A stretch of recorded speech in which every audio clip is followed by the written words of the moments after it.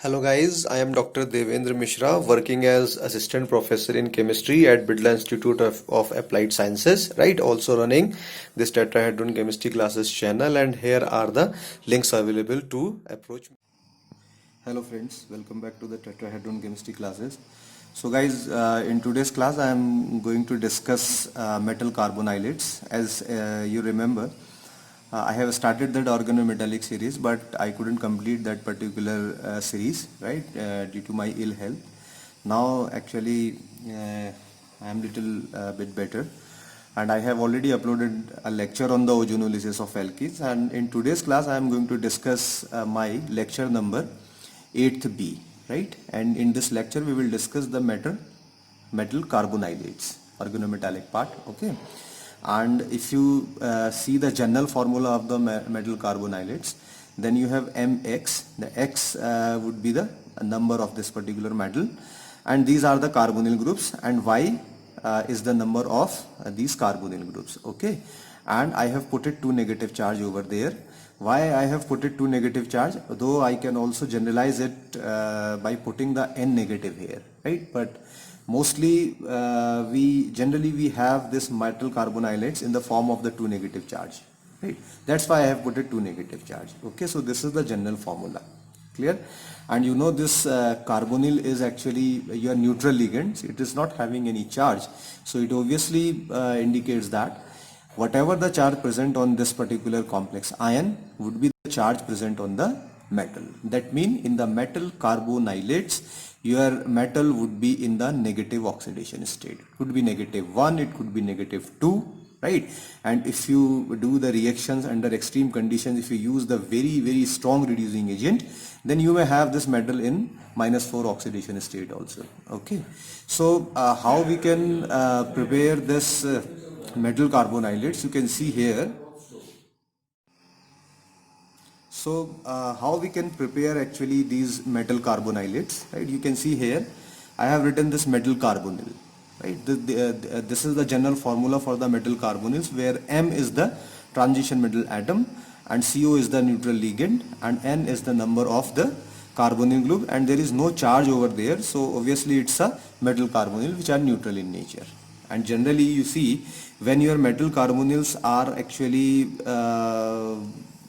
odd electron species, generally the C17 electron species, then these metal carbonyls which are 17 electron species, they are most suitable reagents to form the metal carbonylates. Okay, this you have to remember. However, it is not necessary that you always have the 17 electron species to convert them into the metal carbonylates. You may convert your 18 electron species also, okay?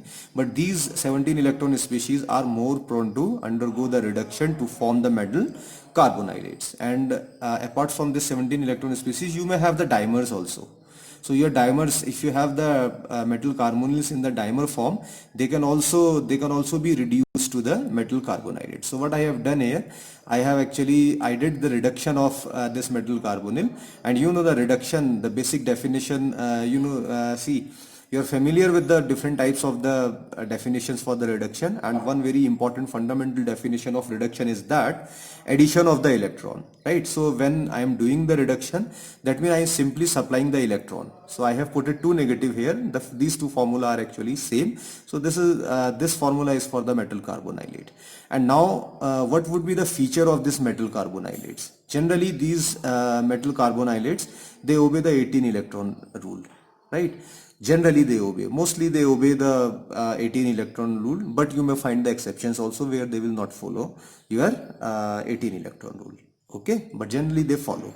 And however, see, they are very sensitive towards the reaction, but they are thermally stable.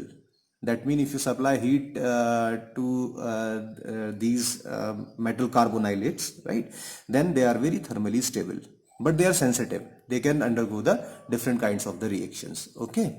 And then you can see in that case your metal will always be in the low negative oxidation state. This you should remember, metal would be in the lower oxidation state, okay, or in negative oxidation state. And since this metal is in the negative oxidation state, what is the meaning of that? It can act as the nucleophile, right? Nucleophile, that means the nucleus loving species, the species which loves the positive charge. and the species which are negatively charged, they obviously love the positively charged species. So they act as the nucleophile, and if they are acting as the nucleophile, that means they can also act as the bases. So they can act as the bases, they can act as the nucleophile, and you may have the question based on this in your CSIR net or in the GATE examination or IITG examination, right? The nucleophilic nature of the metal carbonylates. These things you have to remember, okay? And one more thing you can see here, like this is tetracarbonyl nickel, and if you count the total electrons of the tetracarbonyl nickel, so basically it's an 18 electron system. You know the nickel supplies 8 electrons, okay, sorry, 10 electrons, and one carbonyl supplies 2 electrons, 4 2s are 8, that means it's an 18 electron species. And if you count the electron of all these species, they are also the 18 electron species, okay. So what is the meaning of that? These metal carbonylates, they are generally actually related with the neutral metal carbonyls as their isoelectronic species. So this species, this nickel, tetracarbonyl nickel is 18 electron species. This tetrachromate 4 is also your 18 electron species, okay. How it is 18 electron species? Chromium supplies 6 electron, you know. This is how I can write, okay. And the carbonyl, you know, one carbonyl supplies 2 electrons, so it will 4 will supply 8 electrons, 6 plus 8, and 4 negative is also there, again 4, so it is also an 18 electron species, right? This you should remember. This is something very important, okay. And similarly, if you want to calculate the electrons of these species, they are also actually 18 electron species. And not only they are the isoelectronic species, these species, these metal carbonylates, not only they are isoelectronic to this tetracarbonyl nickel, but they are also isostructural. So I'm not actually giving you the structure of this tetracarbonyl nickel and all these things, because these things I have already explained in my coordination chemistry lecture and in the earlier lecture of this organometallic series also. But you should remember, so these species actually generally related with the neutral carbonyls as isoelectronic and the isostructural species. That means they have the same number of electrons as well as their structure would also be the same, okay. Similarly, if you have the dimer, see this is the dimer, manganese dimer, and if you count the total electron of this, then you will find these species, these metal carbonylates are also having the same number of the electrons. So they are these two are also isoelectronic with this one as well as with the isostructure also, okay. So these things are very important. These are the basic things about them, and you have to remember these things, okay. And then you can see here how we can synthesize them, metal carbonylates, how we can synthesize them. So the most important method is what? Reduction of the metal carbonyls, neutral metal carbonyls, as I have explained here already in this particular reaction. Here you can see, okay. So you need the strong reducing agent for this one. Like you may use the alkali metals, like your sodium, lithium, sodium, potassium, right? That means alkali metals, and you can also use the alkaline earth metal also, right? Like you can use the magnesium, okay. So because these alkali metals, they are actually what, electropositive in nature, they have the tendency to actually lose the electron. So that means they will lose the electron and supply these electron to the metal carbonyls. That means they will act as the strong reducing agent, right? So lithium, sodium, potassium, magnesium, all these you can take as an example, strong reducing agent.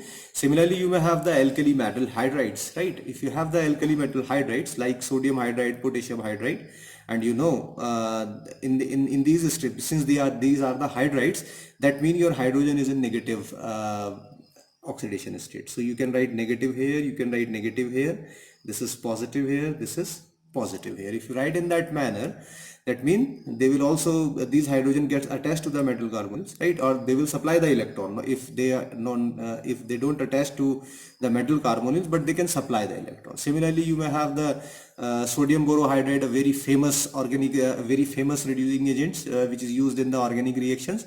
You may take the lithium aluminium hydride, right, and you may use the different kinds of the conditions, reducing condition, to form your metal carbonylates from the neutral metal carbonyls. Okay, so this example I am giving you, right, this is your iron, pentacarbonyl iron, and I'm going to reduce this pentacarbonyl iron with this sodium, right, and tetrahydrofuran, this is the solvent which I have taken here.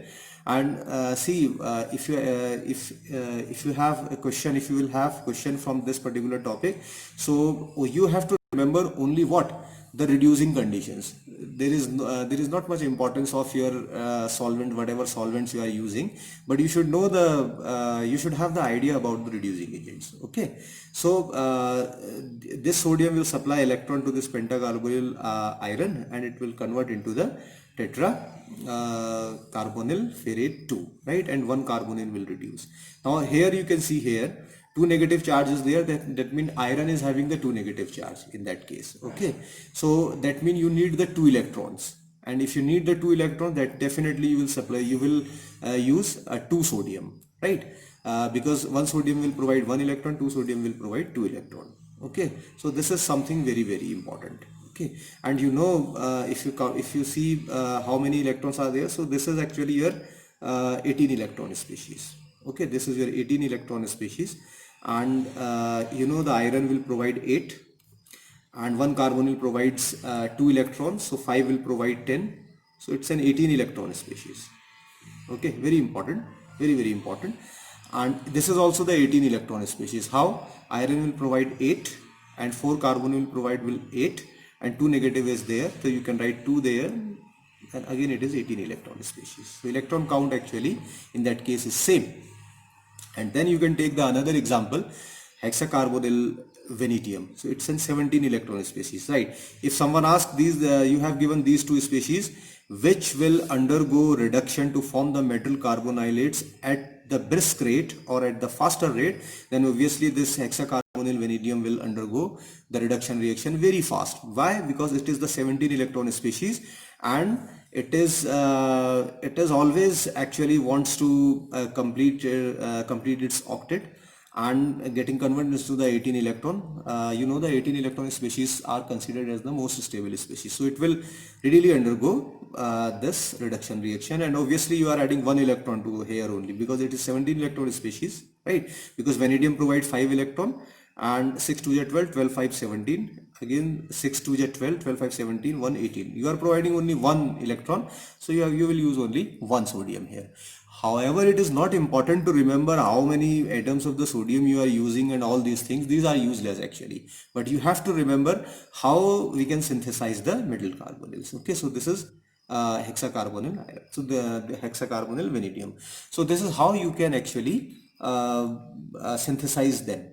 So in that case, you can see the iron is in -2 oxidation state. That means it can act as the nucleophile, it can act as the base. Okay, and similarly here vanadium is in minus oxidation state, right? So when the vanadium is in minus oxidation state, definitely -1 oxidation state, definitely it will also behave as the nucleophile, right, as well as the basic in nature. But if you want to compare the basicity of these two, then definitely the species which is having the more negative charge would be more basic. So this complex would be more basic when compared to this one. Why? Because it is having the more negative charge. These are the simple things which you have to remember to solve the question based on this metal carbonylates. Okay. Fine. So so far you have seen the examples, right, and which involves actually the simple monomers, but you may have the dimers also. So this is the general reaction which I have written here.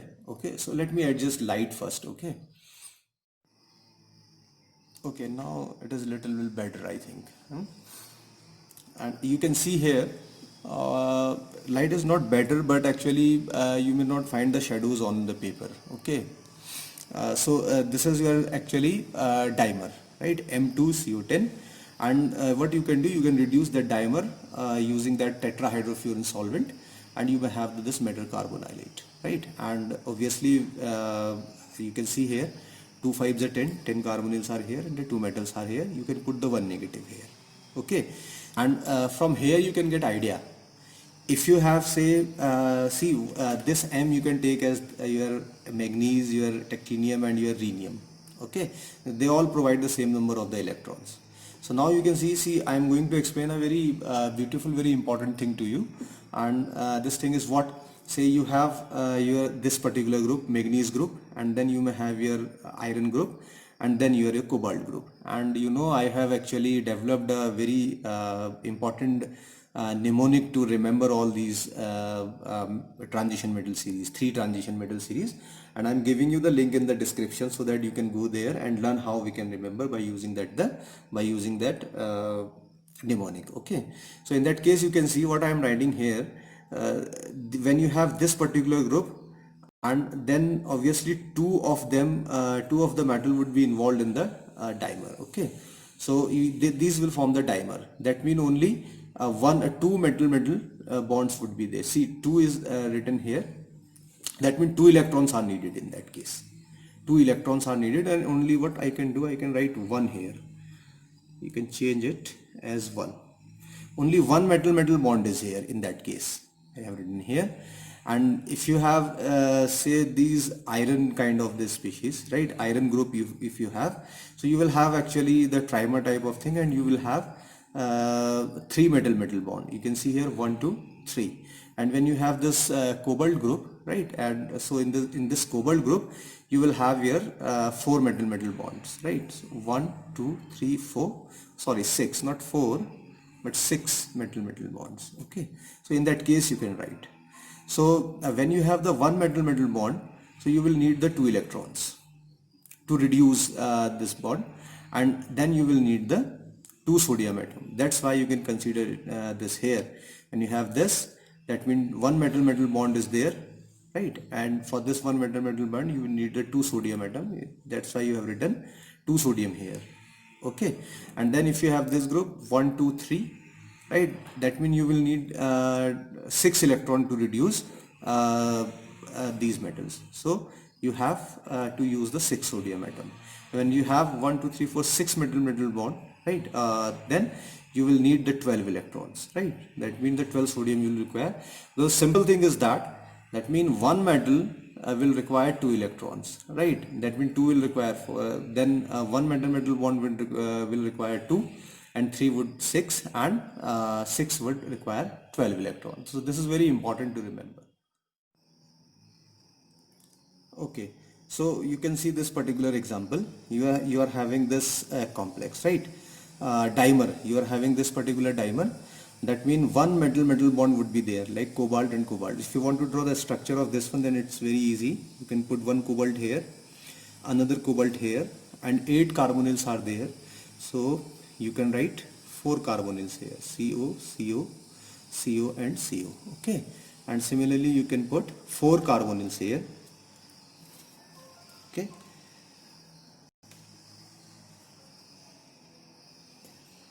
in that manner. Fine. So one metal bond is there. That means you will require 2 electrons, and if you require 2 electrons, that means you have to use the reducing agent in the stoichiometric coefficient of 2. So I am using this particular. I am not using your sodium, potassium or whatever. I am using this particular. You can see this is actually the triethyl hydride boron derivative of lithium. That means what will happen? It will provide actually say it is positive, it is negative. Okay, so 2 positive, then it should be 2 negative. Okay, so that means the lithium actually will provide the 2 electrons. After actually providing the electron, it will become Li positive. Okay, so this actually would reduce. So how we can write actually? So to reduce this, you have to break this particular bond. If you break this particular bond, what you will have? Cobalt along with the 4 carbonyls. So you can see here cobalt along with the 4 carbonyls, and 2 of the lithium gets attached to this particular one as they have provided electrons to this species. Okay, so this is how you can write, and since the stoichiometric coefficient is 2, that means there is nothing change here. And then similarly hydrogen will gets removed as the gas from here, right? And you will have a triethyl boron, 2 stoichiometric coefficient. The only thing, see, you don't need to remember this thing and this thing, but you have to remember that this is the reducing agent and this is the solvent, and you are forming, you are converting your metal carbonyls into the metal carbonylates. So don't bother about the negative charge. If you ionize it, then it would be 2 positive, then it would be 2 negative, right? So if I put positive here, then definitely it would be 2 negative. So it's a metal carbonylate, and cobalt is having actually the negative 2 oxidation state in that case. Clear? Now if you have the trimer, okay, now if you have the trimer, so you can again see, you can draw this trimer also. How I can draw this trimer? Say here I can show you. I am putting my Fe here, and second Fe here, and third Fe here. I'm getting, and I'm connecting with these. Now you are having the 12 your CO. So what you can do, you can write CO4, CO4 and CO4. So 3 metal bonds are there. That means you will require 6 electron for this one. That means the 6 sodium you will require, okay, for this one.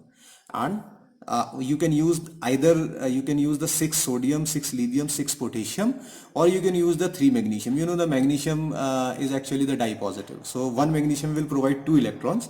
So 3 magnesium will provide the 6 electrons, right? So when 6 electrons will provided, then definitely you can see the 3 magnesium would, magnesium ion would be removed. And this species, again what you can do, you can break these bonds. So one unit is what? FeCO4.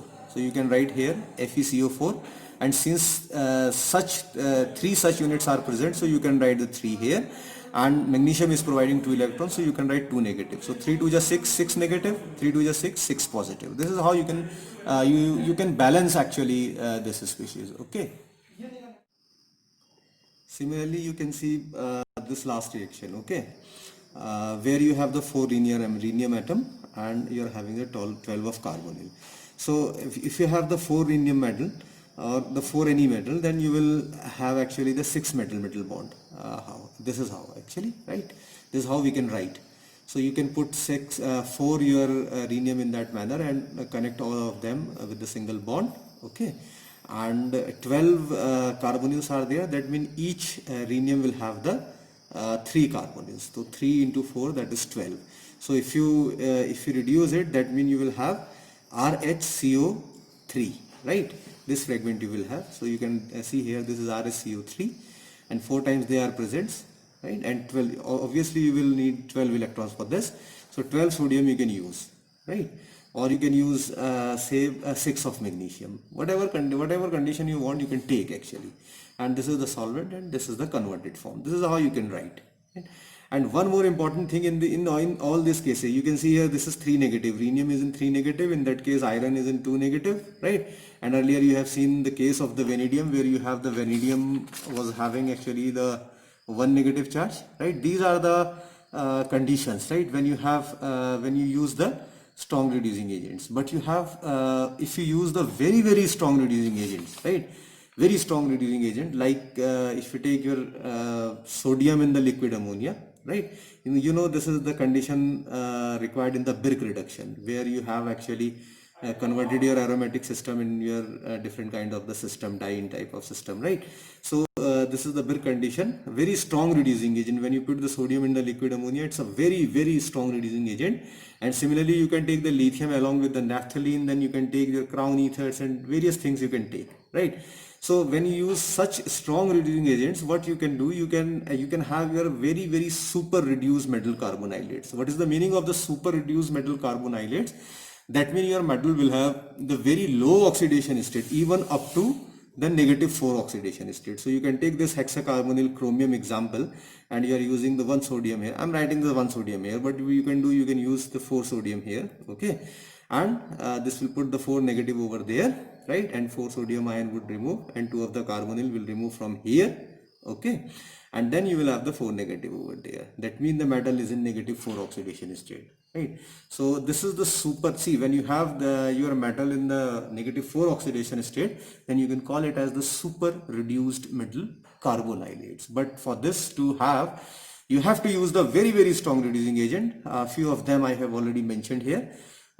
For others, you can search your literature, okay guys. And then I can go for the second example. What was that? Okay, so this was the first method, reduction by using the strong reducing agent. Okay, strong reducing agent you were using. Now the second method, reduction of the same metal carbonyls with the strong bases. Now I'll take the bases instead of the reducing agents. I'll take the bases in that case.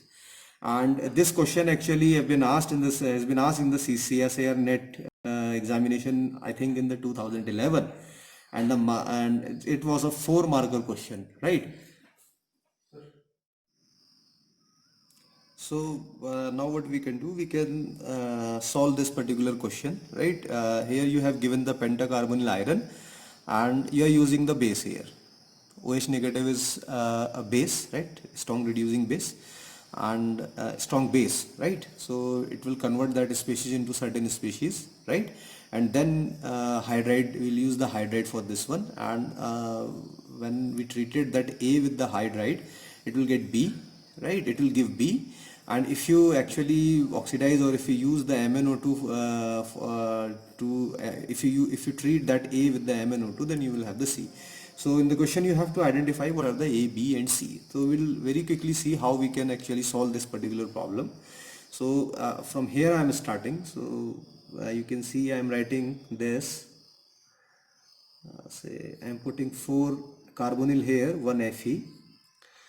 This is carbon, double bond carbon. So one of the carbonyl I can write in that manner also, and 4 I have, I can write in that manner, right? And you're using the base, right? So you're using the OH negative. So what will happen, this OH negative can attack on this carbon, and then this electron will shift here, okay? And the species which you will have after this, there is no change in the tetra carbonyl part, and this is Fe, and again no change in this Fe double bond carbon, okay? And but definitely you will have now the single bond here, so I can write my single bond here along with the negative charge, because one of the electron pair has shifted towards this oxygen, and then this OH gets attached to this particular carbon. I can write my OH in that manner. So this is my OH, this is the species. And what you can do, this species you can take, see as an example, right? What we can do for this one, it can shift here, okay?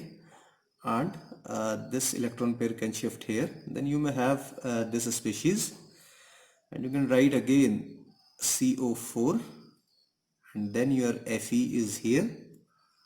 Then this is carbon double bond oxygen, and this is your, say, OH. This is the condition actually, and obviously when it is shifted here, your iron is in negative oxidation state. So up to this point there is no problem. And now what you can do, you can see here, you can break this particular bond which is having the 2 electrons, right? And you can break this particular bond, which is this bond is also having, and in fact every single bond is having the pair of electron, okay? And what actually the measures we can take, say for example, what we can do, say for example I am breaking this bond, okay? That means I am shifting this here, okay?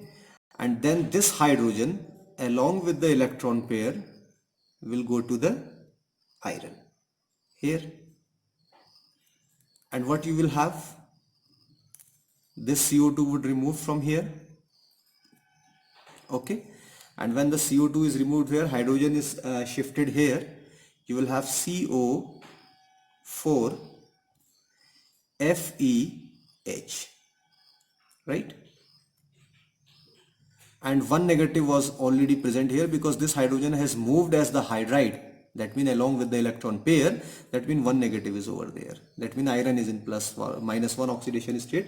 So this is the hydride formation. This you can take as an example, right? So this compound actually is your A. There is no problem.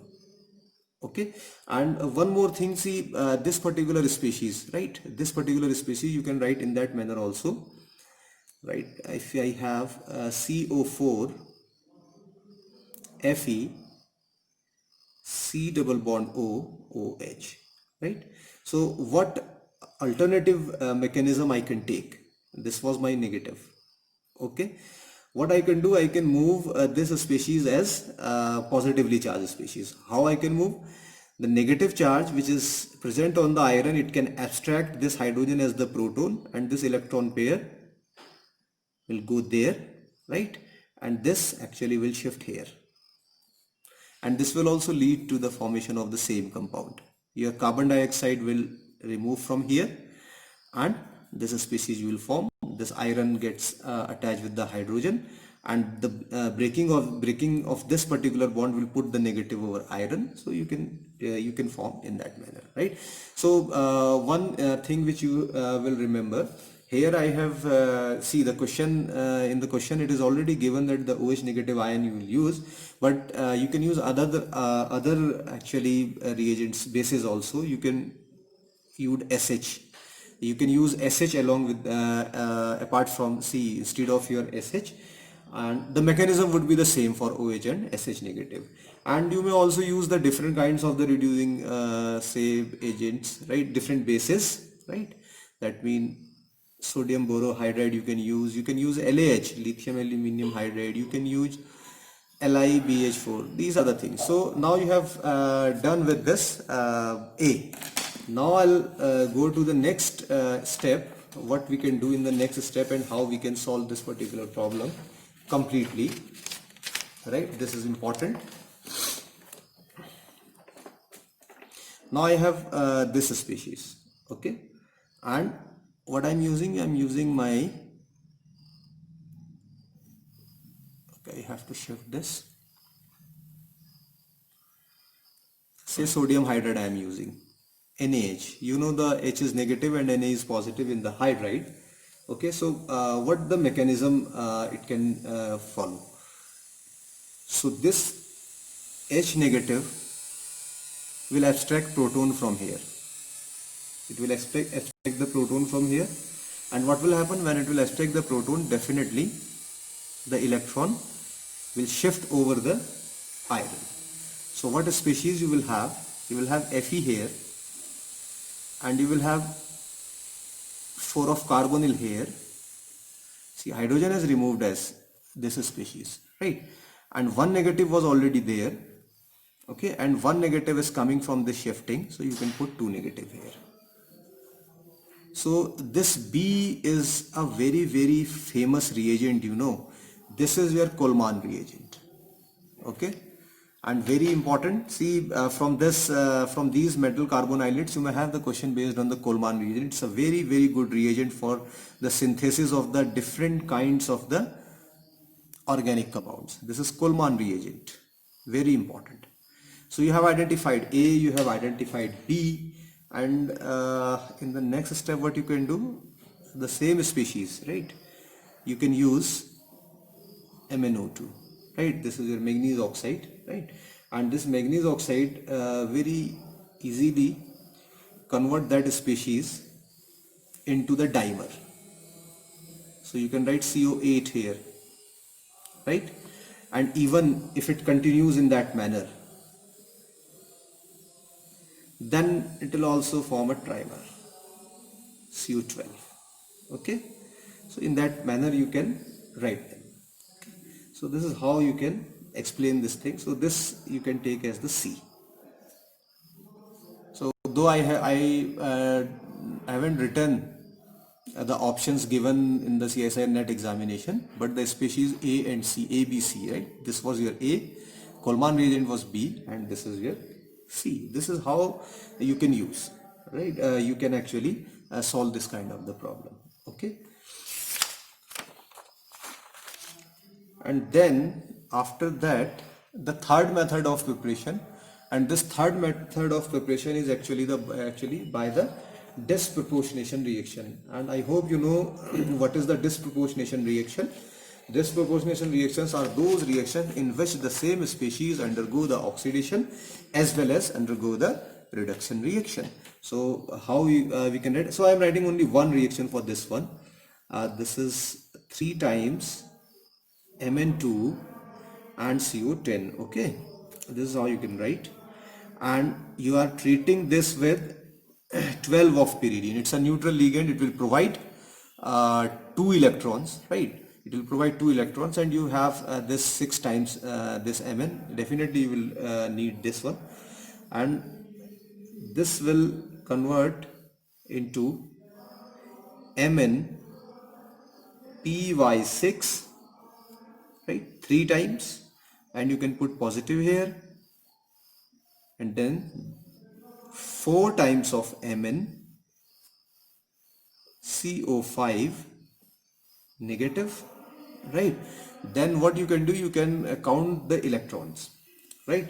So this is actually your 18 electron species, okay, and this is also your 18 electron species, and in that case your manganese is having the positive oxidation state, right? And in that case also your manganese is having the negative oxidation state, while in that case it was in the zero oxidation state. So from 0 to 1 it is undergoing oxidation, it is 0 to -1 it is going reduction, so it's a disproportionation reaction. So this is how you can write.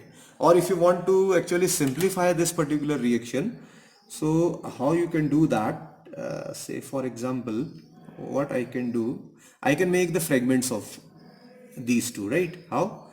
Say this is MnCO5 and another fragment is also MnCO5. I can write in that manner, and for the first one I can give you 6 of the pyridine, and definitely my 5 CO will remove from here, and I'll have Mn Py6 in that manner, plus this will present as such MnCO5.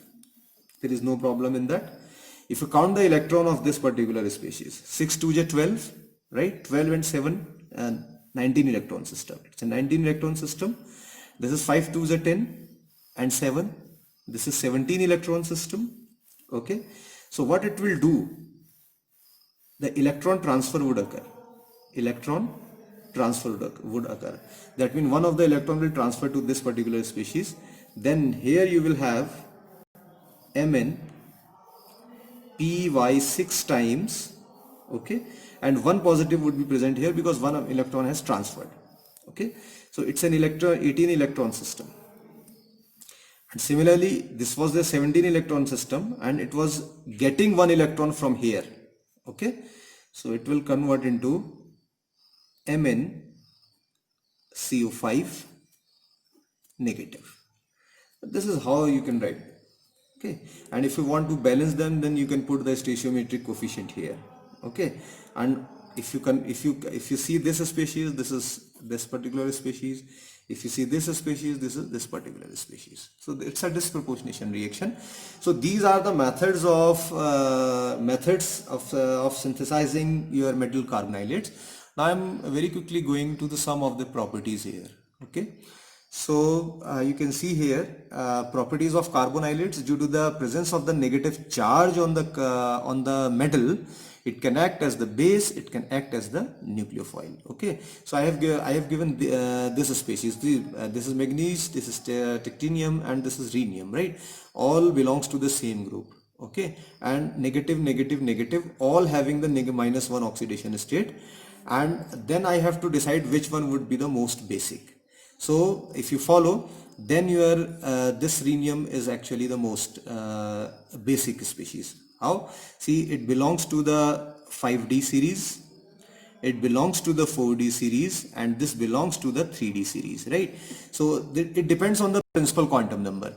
See, higher the principal quantum number, higher would be the basicity. What is the meaning of that? See, 5D orbitals are pretty much diffused, right? That means the electron clouds are more diffused in that case, and the electron donation would be very easy in case of the 5D metals, right? When the electron donation is easy, that means the Lewis base character would be very high. That's why this particular compound is very high basic in nature when compared to the other one. If you go for the 3D one, 3D, the electron cloud is not so much diffused, so the electron donation would not be very good or very easy when compared to the 4D and a 3D. So it's a least basic one. So you have to remember, when you are comparing when you are comparing the complexes or carbonylates for their basic characters, then you should remember higher the principal compound number, higher would be the basicity. So this was the concept number one which you have to remember. Okay, now you can take the second example. Though I have explained this particular example earlier when I have taken the example of the vanadium and the iron complexes, right? So in that case, see, generally I am giving you, so this is MCOX. In that case, 2 negative is there. In that case, 1 negative is there. That means metal is having the 2 negative charge, and in that case metal is having the 1 negative charge. Obviously in that case you can see higher electron density would be there on your this particular compound. That means the electron donation would be more in that case, as it is having the high electron density. So this should be the more basic. The second factor is what? Higher the charge present on the metal, higher would be the basicity. Okay, this is something very, very important. And then you can see the two different cases. It also depends on the types of the ligands present, right? In that case you can see I have given you the two examples, and here are PR3, right, trialkyl phosphorus type of the compound. So it is actually EDG.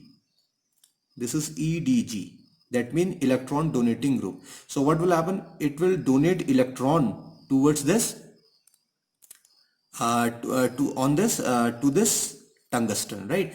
That means in that case tungsten will have the higher electron density. See, it can donate electron actually through the plus R effect, or it can donate the electron through plus I effect, right? You can decide these things by actually observing the nature of the group attached to the central metal. Okay, so this case in this case this will actually increase the electron density here. Okay, that means it would be more basic when compared to the complex where all the carbonyls are present. So it is electron donating group. Similarly, you can go for this one. This is your NO group. So this is what? This is EWG, electron withdrawing group, right? So what it will do, it will actually withdraw the electron from this iron center, either by the minus R effect, or you can see the minus I effect. That will ultimately it will decrease the electron density from this iron. So the electron donation would not be easy, as it is not having that much of electron density. So it would be less basic when compared to the compound where two carbonyls are present. So you have to decide the basic character based on the principal quantum number, which I have explained here, based on the charge present on the metal, right, and based on the type of the other ligand present on the group. So you should remember, if you are pi acceptor type ligand, so this electron withdrawing are actually the pi acceptor type of the ligand. If they are the pi acceptor type ligand, so that means the basicity would be low, and when they are the electron donating group, right, then the basicity would be high. So this is how you can determine the basicity. And since actually in that case basicity actually relates with the nucleophilicity, so the same question can also be asked in terms of the basicity, right? So this is very, very important thing which you have to keep in mind. Okay, so this is very important. Now, okay, so this is all about the physical properties. This is the properties and all these things. Now I am going to discuss very important reactions, right? And these reactions are very, very important in the organic chemistry also. Okay, and why in the organic chemistry? Because in that case you will find the nucleophilic substitution reaction, SN reactions, right? So I can summarize this in that manner. I'll do this with I'll solve this these properties with the help of the general example. So what I can do, I can write, say, my metal and my tetracarbon is present here. Okay, and say one negative is there, that means this is negatively charged. This is your negative center. This you have to keep in mind. So what kind of the reaction it can do, right? So first reaction, nucleophilic substitution reaction, it can react with the RX. So how it can react? This metal center, right, negatively charged, this will attack on this positively charged carbon. You know, this would be the delta negative, this would be the delta positive alkyl halide, and this bond will get break, and this is your leaving group.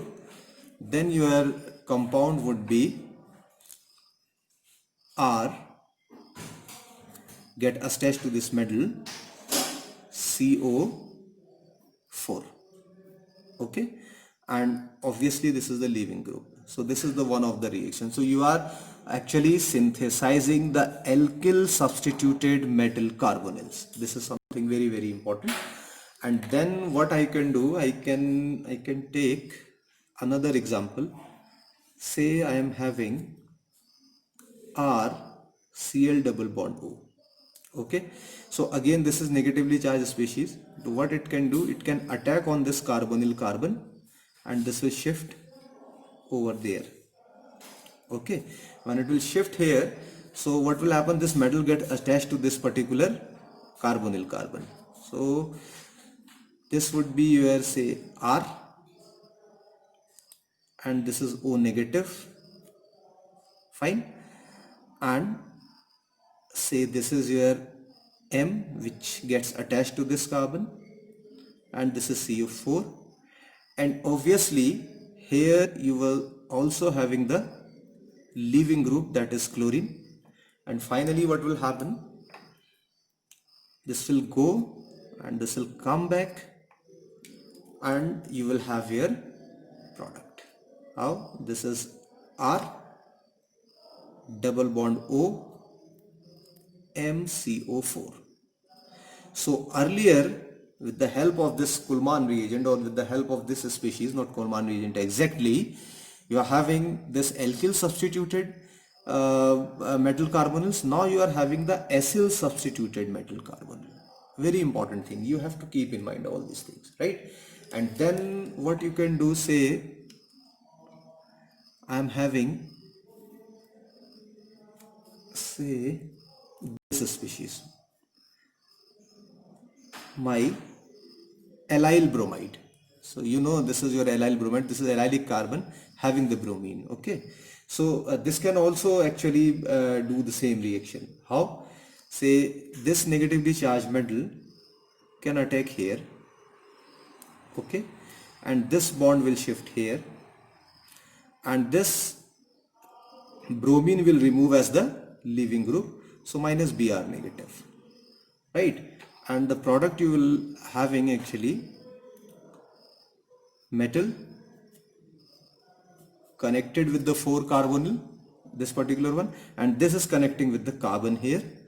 So this is carbon and this is how you can write, and this is your double bond.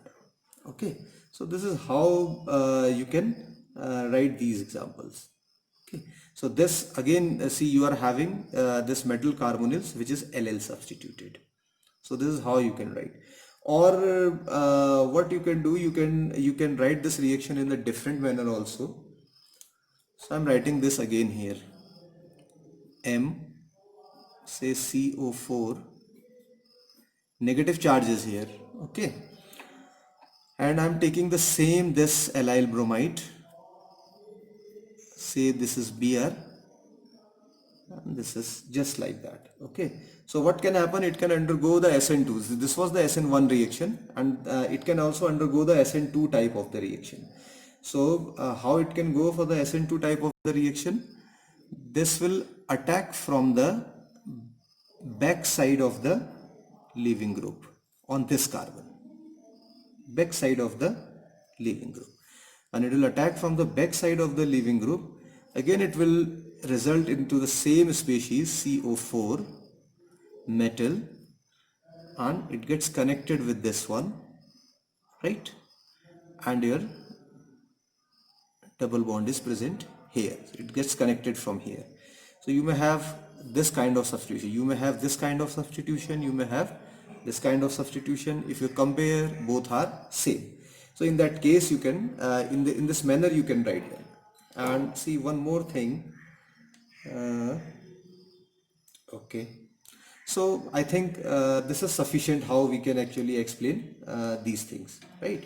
So these are the reactions, these are the general reaction, and for other reaction actually you can go to a textbook, okay, or you can see other things also. So let's see what I am missing here. See, I can take one more example. Say, okay, I am done with this one.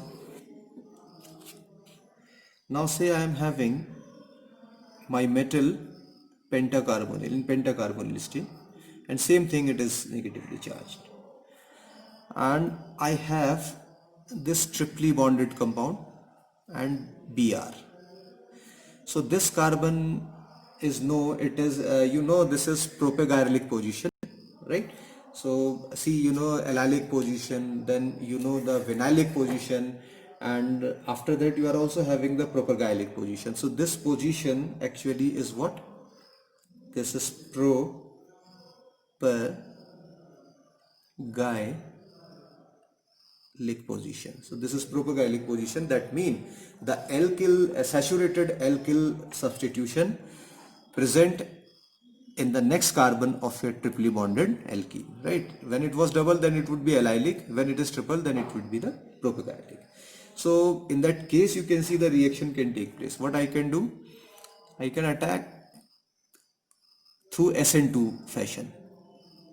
Okay, this was also the SN2 fashion. It is attacking from the back.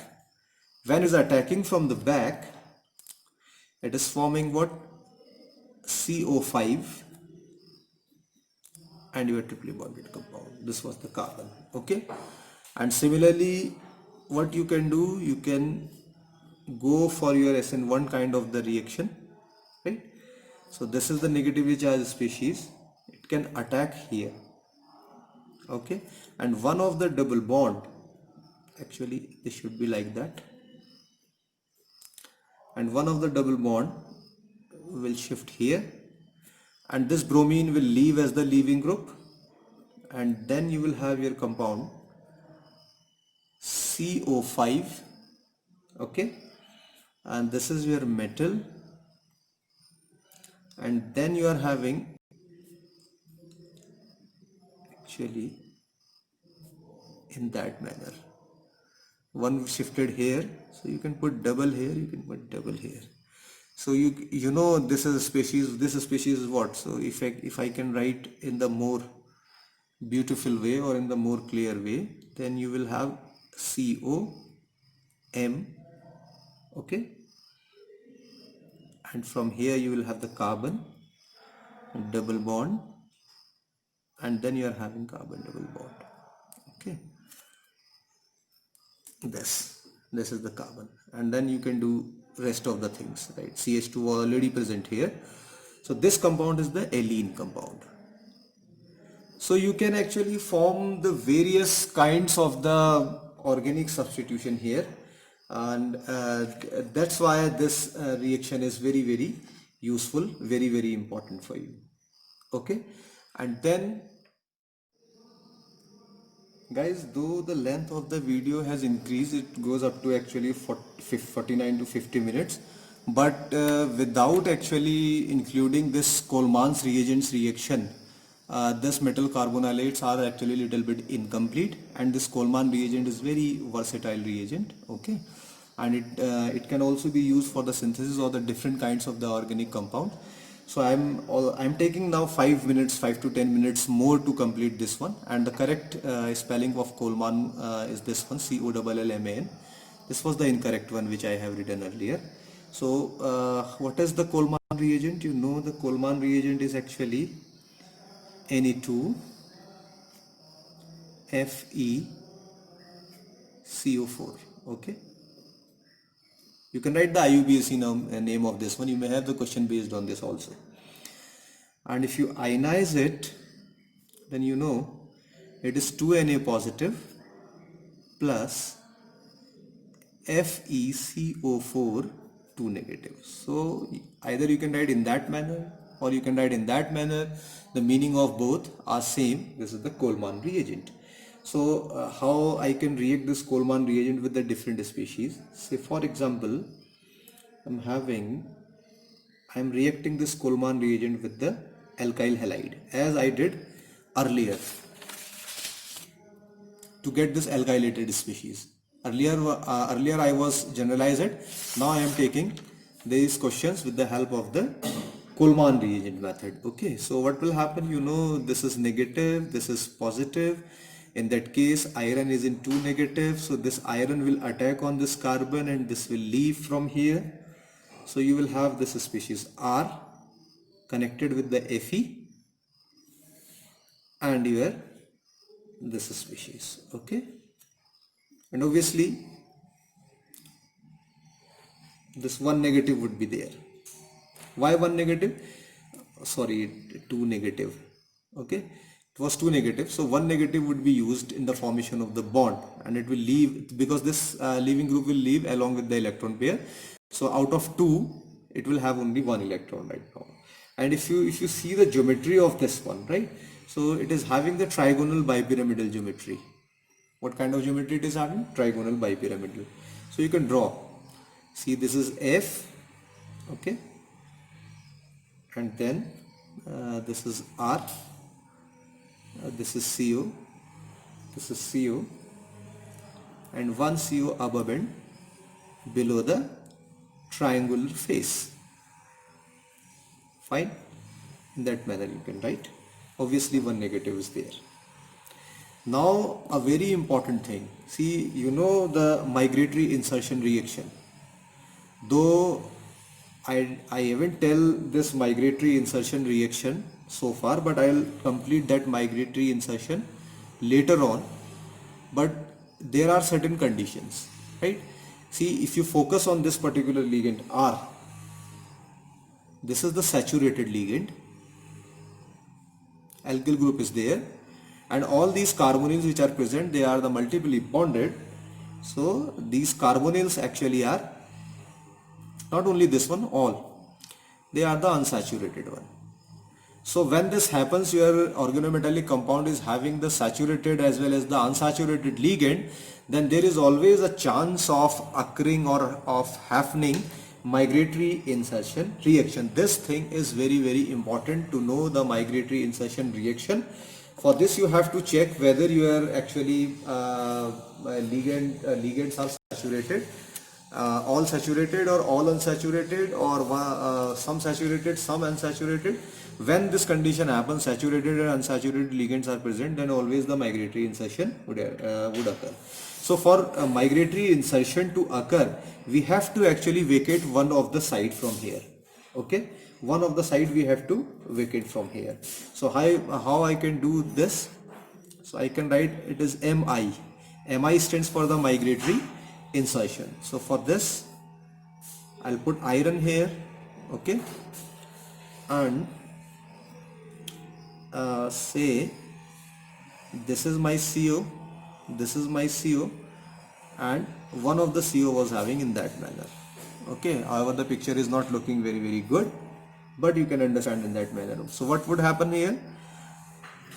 This carbonyl group actually, right, this particular carbonyl group will move here. It will migrate and insert between the iron and the alkyl group. So what you will have? Carbon double bond oxygen and R. That means this ligand, this unsaturated ligand, which is having the lone pairs over there, it gets inserted between the alkyl group and the iron. That's why the reaction is the migratory insertion. From the same complex, it will migrate and insert between the metal and the leaving group. And finally, this site would be your vacant site. This is the vacant site. Okay, and if you want to check whether it is vacant site or not, so you can actually treat this with this isotopically labeled carbonyl group, say 13, carbon 13 I am giving here, and when you check, this position would be occupied by the carbon 13. Okay, that means it gets attached to this vacant site. So how you can do that? FeCO whole thrice, 1 2 3. Okay, and this is the fourth one which gets inserted here. So I can write CO13 here, and then this is COR. So this is your migratory insertion. Obviously one negative is here. Okay, so either you can write in that manner, or you can insert this 13CO here. So this is the just example of your migratory insertion. And now if you have this particular species, then you can do the variety of the reaction with this one. What varieties of the reaction you can do? Say if you react with, if you do the halogenation of this one, okay, then you will have R C double bond O and X. This is how you can write, okay. Or what you can do, the same reaction you can oxidize it. You can give O2, then it will have R C double bond O OH, acid halide. Or if you hydrolyze it, then again it will give you R COOH, okay. And once you have this acid halide, then again you can do the variety of the reaction with this one, right. What kind of reaction you can do? You can react this with ammonia to form amides in that manner, okay. And what you can do, it can react with amine, so you will have what, R C double bond O, sorry for my handwriting guys, and this is nitrogen, this is R dash along with the hydrogen, you have this species. You may do the variety of the reaction with the help of this Coleman reagent, okay. That's why this Coleman reagent reaction is very important. So guys, this is all about your metal carbonylates, and when you actually prepare this metal carbonylates, you have to actually prepare with special reference to the Coleman reagent for your examinations, and of course other things I have already told you. And this is actually my first lecture on organometallic compounds after the recovery of my illness due to corona. I hope you will like the lecture. If you like the lecture, right, so please share with your friends also, and don't forget to subscribe the tetrahedron chemistry classes. Okay guys, so that's it for today. Thank you very much.